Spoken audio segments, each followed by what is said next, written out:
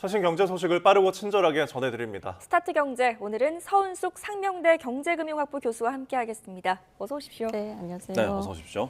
저희가 영상 구성을 통해서도 방금 만나봤지만 일단 전국 철도 노조가 총파업을 다음 달 초에 예고를 한 상황이거든요. 네. 오늘부터 준법 투쟁에 들어가는데 이 태업에 들어가는 그 이유가 무엇인가요? 이제 노사 측의 이제 근로 조건에 관한 이견 차이가 좀 크기 때문인 것으로 보이고요. 예.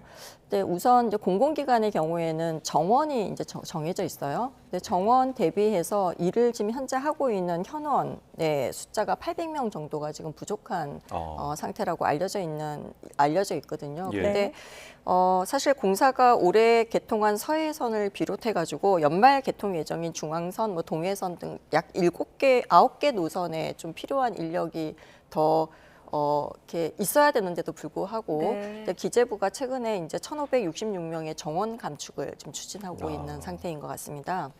그러니까 이제 코레일의 인력 공백이 이제 지속되는 상황이 발생하는 것에 대해서 노조 측에서는 이 인력 공백 문제에 대한 대책이 이제 계속 외주화 시키는 거거든요. 네. 그래서 좀 공기업의 민영화 이런 이슈하고도 좀 맞물리면서 이제 이 부분에 대해서 좀 굉장히 민감하게 반응을 하고 있고요. 네. 그리고 노조의 이제 주장에는 최소한 그 안전 문제하고 관련해서 이 네. 부분을 민간에다가 좀 넘기는 일은 없도록 해야 되는 거 아니냐라고 하는 부분이 노조 쪽의 이제 주장이고요. 예. 네. 그래서 근데 이제 코레일 그 경영진 사측 측면에서는 어떻게 보면은 이제 적자 해소나 아니면은 전체적으로 경영 전반에 관한 여러 가지 그 정상화 이러한 이슈 때문에 네. 인력 감축을 계속 고려를 하고 있는 상황인 것 같습니다. 네, 양측의 입장이 거세게 맞붙을 것으로 보이는데 네. 이 태업에 따라서 열차 운행에도 차질이 빚어질 수 있겠네요. 사실 이제 이게 우리가 흔히 말하는 파업은 그냥 운행을 중지하는 거잖아요. 네. 그러니까 파업은 아닌 상태인데 그게 이제 준법 투쟁의 경우에는 일반적으로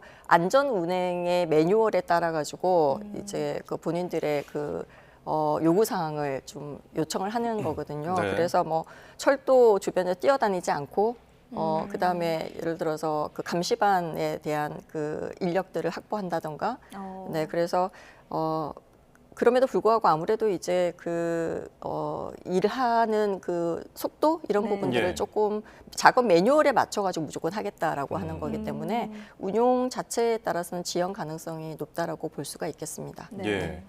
저희가 뭐 이런 철도 노조가 어떤 파업을 할 때는 근무하시는 분들이 이제 조끼를 입거나 그 네. 이제 유니폼 대신에 다른 네. 옷들을 이제 입는 걸 볼 수가 있는데 일단은 그러면 지금 인력 확충에 대한 부분이 굉장히 쟁점이잖아요. 이 부분에 네. 대해서 좀 협상이 될 가능성 어떻게 보십니까? 일단은 이제 기획재정부 입장에서는 인원을 줄이는 인원을 이제 발표를 한 상태고요. 예. 이제 이 그 인력 부분뿐만이 아니고 사실은 그 정부가 이제 주기로 했던 성과급 지급금이 있는데 이게 231억이 아직까지 이제 지급이 되지 않은 부분. 예. 그다음에 이제 아까 조금 전에 얘기한 것처럼 인력 충원 부분이 굉장히 큰데도 불구하고 인력을 감축하려고 하는 부분 이런 부분들이 사실 굉장히 그 이견 차이가 커요. 네. 네, 이거는 어떻게 보면은 그 노사 측의 이견을 좀 줄이기가 굉장히 쉽지 않은 그러한 부분이기도 하거든요. 이제 그러다 보니까 노조 측에서는 이 부분에 대해서 그 절차대로 하지 않는 경우에는 12월 초에 그 파업에 돌입하겠다, 그 무기한 파업에 돌입하겠다라고 하고 있는 상황이죠. 그런데 사실 이제 철도 운행 자체가 우리가 전부 다 이해하시는 것처럼 국민들의 편의하고도 직접적으로 관련된 그렇죠. 부분이잖아요. 그래서 노사 측의 소통이 우리는 굉장히 필요한 상황이고요. 뭐 위기의 상황에서는 사실 그 경영진의 리더십이 굉장히 발휘되기를 우리는 기대를 해봐야 되지 않을까라고 생각을 하고 있습니다. 네, 예. 뭐 입장 차가 큰 네. 상황이지만 말씀하신 것처럼 또 시민들의 발이 되어주는 네. 중요한 교통수단이기 때문에 또 장기간 파업으로 이어지지 않도록 대화가 네. 좀 잘 진행되기를 바랍니다. 네. 다음 주제로 한번 넘어가 볼게요. 최근 들어서 이 청년들의 결혼과 출산에 대한 시각이 좀 확 바뀌었다. 네. 많은 변화가 있다는 것을 느낄 수 있는 통계가 많이 접해지는 것 같은데 네. 보니까 결혼을 하지 않고도 자녀를 가질 수 있다라고 생각하는 20대가 늘었다면서요. 이게 이제 과거에는 우리가 결혼과 이제 출산이 한 묶음이었죠. 네. 그래서 이게 필수적으로 두 개가 같이 간다라고 생각했던 인식 자체가 지금은 점차적으로 결혼이나 출산의 각각에 대해서 선택을 할 수 있다라고 젊은 층들은 좀 생각을 하고 있는 네. 것 같아요. 그래서 17일 통계청이 발표한 자료에 의하면은 올해 20세에서 29세 이 가운데 42.8%가 결혼을 하지 않고도 출산을 할 수 있다라고 자녀를 가질 수 있다라고 네. 응답을 했고요. 이게 이제 10년 전 데이터가 보면 30.9%가 긍정적인 반응을 보였던 거에 비해서 약 10%포인트 정도 더 증가했다라고 우리가 얘기를 할 수가 있겠죠. 네. 그래서 이게 어떻게 보면 비혼 출산에 대한 이제 개방적인 인식이 점차 좀 늘어나고 있고 또 애초에 결혼도 출산도 하지 않겠다라고 하는 젊은이들도 굉장히 늘어나고 있는 상태잖아요. 네. 예, 결혼 자체에 대해서 필요성을 느끼지 못하고 있는 젊은 층들이 늘어나고 있는 추세인 거죠. 왜냐하면 20대 중에서 근데 결혼을 반드시 해야 한다 또는 이제 하는 것이 좋다라고 답변한 그 비율이 2014년도에는 51.2%반 이상은 그렇게 생각을 했는데 지금은 약 40%밖에 안 돼요. 네. 그래서 이게 굉장히 많이 줄어들다 보니까 이러한 거랑 같이 맞물리면서 이러한 추세가 나타나고 있는 걸로 보이고 있습니다. 네. 그렇다면 이 인식이 좀 긍정적으로 늘어난 만큼 실제로 비혼 출산이 늘어나는 통계가 있나요? 네, 연간 이제 우리가 보면 혼인 외의 출생아 수를 한번 살펴보면은 예. 2020년에 6,900명에서 2022년에 9,900명까지 늘어났다가 지난해 19,000명으로 증가세를 지속적으로 나타내고 있습니다. 네, 그래서 19,900 지난해 네. 전체 출생아 중에서 혼인 외의 출생아 수의 비율을 보면 우리가 4.7%거든요. 예. 그래서 이게 아마 1981년 그 통계 작성한 이후로는 최고치라고 합니다. 네. 이렇게 인식 자체가 좀 변화하고 있는 추세를 본다면 그에 대해서 어떤 제도와 정부의 어떤 정책들도 같이 발맞춰야 할 것 같은데 어떤 제도들이 좀 필요할 거라고 좀 보세요? 이게 이제 그 문화적으로 보면은 시대에 따라서 사람들의 이제 사고 방식은 굉장히 많이 바뀌고 있는데도 불구하고 네. 이게 이제 어떻게 보면 미래에 대한 불확실성이 굉장히 젊은이들에게 보면은 커지고 있는 상태고 네. 이게 장기적으로 이 미래에 대한 불확실성을 어떻게 바꿔갈 것인가에 대한 좀 불확실성을 줄여주기 위한 정부의 어떤 고민들은 지속이 돼야 될 거라고 생각을 좀 하고 있고요. 네. 예. 그다음에 좀 단기적으로 우리가 보면 지금 현재 우리가 이제 지금 그 출산과 양육에 관한 정책들이 굉장히 나오고 있는데 이 부분들은 전체적으로 다 결혼한 부부들에 해당이 되거든요. 근데 이제 결혼과 출산에 대한 이렇게 인식의 비중이 굉장히 급변하고 있는 그러한 상황에서 좀 제도적인 부분들을 이렇게 결혼하지 않고 비혼 출산에 대해서 좀 적용할 필요가 있다라고 생각을 하고 있습니다. 그래서 네. 지금 정부가 하고 있는 여러 가지 이제 정책들이 굉장히 많잖아요.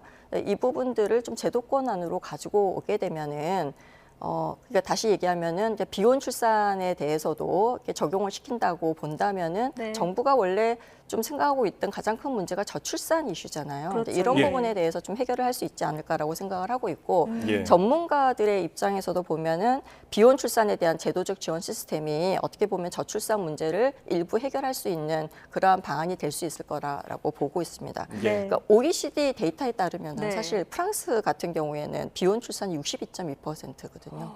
미국의 경우도 41.2%가 네. 되고 있고요. 그래서 이런 부분들이 우리가 예전에 유럽이나 아니 미국 쪽에 저출산 이슈가 굉장히 컸다라는 이슈에서 조금 예.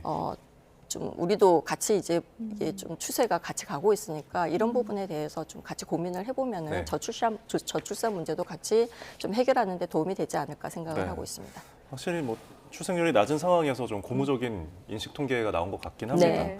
자, 다음 주제를 또 짚어보겠는데 잊을만 하면 좀 반복되는 겁니다. 금융사고에 대한 네. 문제인데 또 우리은행이더라고요. 어떤 이야기인가요? 이게 이제 외부인의 이제 이거는 뭐 횡령이나 이런 사고는 아니었고요. 예. 외부인이 허위 서류를 제출하면서 발생한 이제 사고예요. 아, 예. 예를 들면은 부동산 매수인하고 매도인이 이제 임용 계약을 체결을 하고 그러니까 이 서류를 은행에다가 제출을 하면서 좀 과도한 대출을 받으면서 이제 사고가 발생을 한 거죠.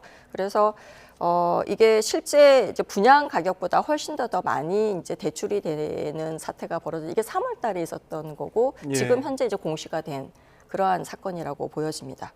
네. 네. 근데 우리은행에서 올해 들어서 지금 4번째 금융사고거든요. 네, 이게 지난 9월에도 유사한 그 허위 서류 제출로 인해 가지고 그렇죠. 약 56한 56억 원 정도의 금융 사고가 발생을 했고요. 네. 약간 다른 이슈이긴 하지만 지난 6월에도 100억대 횡령 사고가 발생을 했습니다. 예. 뭐 전 우리 지주 회장의 그 친인척 관련 부당 대출 이슈도 있었고요. 이제 다시 얘기하면 은행 입장에서 보면 우리가 운영 리스크가 점점 커지고 있다. 이러한 이제 문제가 발생을 하는 것이. 근데 우리가 굉장히 예의주시해야 되는 것은 뭐냐면은 손실이 발생한 금액을 전부 다 회수하지 못했을 경우에 결국은 손실로 은행이 체크가 되고요. 이 예. 부분들은 결국은 소비자들에게 또 다시 전가될 가능성이 굉장히 크기 때문에 이 부분에 대한 대책이 좀 필요하다라고 볼 수가 있거든요. 예. 근데 사실 허위 서류를 제출하는 부분에 대해서 사전 대응이 쉽지가 않아요. 왜 그런 건가요? 시스템적으로 굉장히 왜냐면은 결국은 사람들이 이거를 전부 다 체크를 해야 되다 보니까 네. 이게 허위 서류인지 아닌지 굉장히 꼼꼼하게 서류 검토들을 해야 되는 거고 시스템적으로 어떻게 보면은 최근에는 빅데이터나 AI가 이상 그 거래를 탐지하는 이런 부분들도 지금 좀 솔루션으로 제공이 되고 있는데 네. 그쪽으로 넘어가는 데는 좀 시간이 많이 걸려요. 아. 근데 우리가 좀 예의주시해서 봐야 되는 지표 중에 하나가 뭐냐면은 최근에 한 5년 동안에 4대 대형 금융지주, 금융회사들이 은행들이 한 5,500명 정도의 인력이 감축이 됐어요. 감축이 됐죠. 네, 네. 그래서 뭐 지점이 이제 줄어들고 그다음에 비대면이 굉장히 네. 늘어나면서 사실 디지털 금융 인력, 디지털 전문 금융 인력을 적극적으로 이제 좀 취업하는데 예. 뽑다 보니까 일반적으로 이러한 금융 서류들이나 이런 부분들을 체크할 수 있는 사람들의 숫자가 줄어든 것도 운영 리스크를 올린 이유가 아닌가라는 생각을 하고 있습니다. 그래서 재무가 좀 개선이 되고 재정적인 부분이 좋아지는 거는 사실 1인당 뭐 우리가 흔히 말하는 이자 수익이 얼마가 났냐, 이익이 얼마가 났냐도 굉장히 중요한데 이러한 운용 리스크를 줄이기 위한 은행들의 노력도 굉장히 중요하다라고 우리가 좀 생각을 해봐야 될 것 같습니다. 뭐 사실 사고가 날 때마다 대책 마련은 늘 네. 말로 나오는 네. 편이라 그 부분에 대한 이행이 제대로 이루어졌으면 좋겠다는 생각이 네. 듭니다. 자, 다음에 이제 또 미국 뉴욕 증시 살펴보겠는데 네. 굉장히 또 짧고 굵었던 트럼프 랠리를 지났습니다. 네. 이번 한 주는 또 어떤 이슈들이 있을까요? 사실 이제 우리가 그 증시 같은 경우에는 사람들의 기대, 그러니까 시장에 대한 기대, 앞으로 이 이벤트가 주가를 올릴 거다 아니면은 올리지 못할 거다라고 하는 그 기대가 굉장히 중요하게 작용하는 시장 네. 중에 하나거든요. 그러니까 트럼프 트레이드 같은 경우에는 어떻게 보면은 이제 대선이 끝나고 난 다음에 직후에 이제 좀 굉장히 많이 올랐어요. 그렇게 되면은 대부분의 사람들은 단기적으로 차익 매물, 그러니까 우리가 이제 이익을 좀 실현시키려고 하는 매물들이 굉장히 많이 나오게 되죠. 네. 그리고 두 번째가 미국의 지금 이슈가 소비자 물가 지수랑 그러니까 물가 지수 대표적인 물가 지수들의 상승세가 지금 좀 보이고 있어요. 네. 그러다 보니까 파월 미 연준 의장이 이 부분에 대해서 좀 이렇게 집중을 하면서 예. 뭐라고 얘기를 했냐면은 금리 인하 속도를 조정하겠다라고 했단 예. 말이에요. 그러면 그 말은 금리 인하를 적극적으로 하지 않을 가능성이 굉장히 크다 보니까 이 두 가지 이슈가 함께 맞물려서 이제 지난주에 굉장히 크게 좀 떨어졌죠. 어떻게 네, 보면은 주목받았죠. 생각했던 것보다 많이 떨어졌다. 동반 그러니까 뉴욕 증시의 3대 지수가 전부 다 하락했다라고 네. 이제 보여지고요. 어떻게 보면 트럼프 트레이드가 좀 동력을 잃어가고 있는 그러한 추세고 사람들은 이제 이 인사나 이런 부분들의 이제 체계가 어떻게 갖추어지는 것도 굉장히 중요하긴 한데 예. 트럼프 제2기가 가지고 있는 경제적인 여건이 증시에 어떠한 영향을 줄 것인지에 대한 것들을 좀 예의주시해서 볼 것 같아요. 네. 그러니까 그 기간 동안에는 좀 조정 장세가 되지 않을까라고 생각을 좀 하고 있습니다. 그리고 이제 아까 조금 전에 얘기한 것처럼 연준이 여전히 물가 상승에 대해서 굉장히 우려를 하고 있고요. 예를 들면 이런 거죠. 지금까지는 고용 지수에 굉장히 유의해서 지표들을 봤다면 지금부터는 물가에 대해서 좀 집중해서 보고 있는 상태거든요. 네. 그래서 그런 부분들 때문에 증시가 좀 지속적으로 오르거나 하는 거는 좀 어렵지 않을까라고 생각을 하고 있습니다. 네. 예. 이 미 증시에 또 큰 영향을 줄 것으로 보이는 여러 어떤 그 일정들 중에 눈에 띄는 게 엔비디아 실적 발표가 네. 있습니다. 어떻게 나올 거라고 보세요? 이것도 이제 사실은 2분기 때 발표가 될 때 300억 정도의 이제 그 실적을 네, 크게 나왔는데. 매출 정도가 300억 달러라고 발표를 했어요. 네. 그러면서 3분기에 약 325억 달러 정도로 예상치를 발표를 이미 했단 네. 말이에요. 근데 중요한 거는 뭐냐면은 2분기에 실적 발표를 하고 난 다음에 주가가 크게 오르지 않았어요. 네. 네, 그래서 이건 이제 어떻게 우리가 봐야 되냐면은 그러니까 매출 규모 자체가 시장 기대치를 맞추거나 그 이상으로 올라갔는데도 불구하고 뭐 단기 시간의 거래에서 7% 넘게 오히려 주가가 하락했거든요. 이게 시장의 기대치가 계속 늘고 투자자들의 기대치가 늘고 있는 상태에서 웬만큼 실적 서프라이즈가 일어나지 않고는 네. 사실은 이게 시장 내에서 엔비디아의 주가가 올라가기가 쉽지 않을 거다라고 예측을 하고 있는 거죠. 예. 그래서 어느 정도의 실적이 나올지, 어느 정도의 서프라이즈 이슈가 나올지에 대해서는 좀 시장들이 예의주시하고 있는 것 같습니다. 네. 예. 뭐 서프라이즈 아니면 움직이지 않는다는 네. 이야기도 나오더라고요. 네, 네. 자, 그리고 지금 일단은 이렇게 실적을 앞둔 상황에서 젠슨하 엔비디아 CEO 지금 유명한 컨퍼런스죠. 슈퍼컴퓨팅 2024에 이제 나와서 기조연설할 예정인데 네. 어떤 얘기들을 또 할까요? 이게 이제 사실 조금 전에 얘기한 것처럼 우리가 엔비디아가 굉장히 많이 올랐고 그래서 사람들이 시장에 대한 기대치를 어느 정도 이게 돌파하지 않는 경우에는 주가가 오르기 힘들다라고 하긴 했지만 그럼에도 네. 불구하고 여전히 기술지와 AI 부분에 대한 그 시장에 대한 전반적인 투자 심리의 방향을 결정하는데 굉장히 중요한 또 회사인 것 같아요. 네. 네. 거기에 CEO가 앞으로 본인들의 이제 이 차기 정부의 정책과 연관돼서 어떠한 그 방향들을 발표할지가 굉장히 이제 중요할 것 같고요. 네. 여기에 삼성전자랑 하이닉스도 하이닉스 이제 참여를 하는 참석을 걸로 하죠. 나와 있는데 사실 삼성전자 같은 경우에는 그러니까 엔비디아가 우리나라 이러한 반도체 회사들에 대해서는 굉장히 중요한 수요처 중에 하나잖아요. 예. 이제 그러다 보니까 특히 삼성전자 같은 경우에는 그 HBM의 퀄 통과도 같이 연계가 돼 있기 때문에 굉장히 예의주시하면서 참석하고 거기서 굉장히 많은 소통을 하지 않을까라고 생각을 하고 있습니다. 알겠습니다. 네, 알겠습니다. 네. 3분기 실적 어떻게 나오는지 저희도 함께 지켜보도록 하겠습니다. 네. 오늘은 서은숙 상명대 경제금융학부 교수와 함께했습니다. 교수님 네, 잘 들었습니다. 감사합니다. 네.